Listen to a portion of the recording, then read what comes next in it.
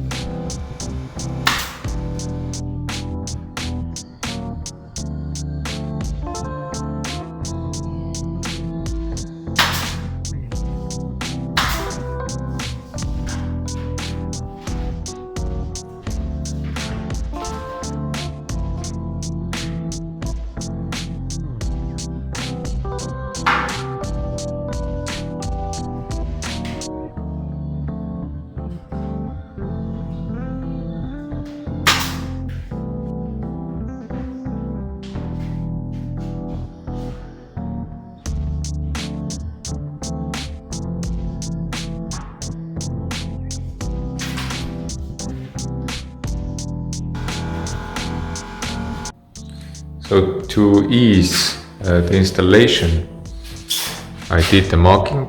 So I took 5 millimeters from the edge, and then I took my laser, which you can see over here, and then I used laser line to make other markings as well, from top to bottom. And now every place is marked. So next thing to do is I will measure all the distances between the baseboard and the molding, crown molding separately. And then I use the markings to place the first board, and then I will take my piece of wood. It's exactly 50 millimeters, and I place it on the first board so I get the right distance, like I did here.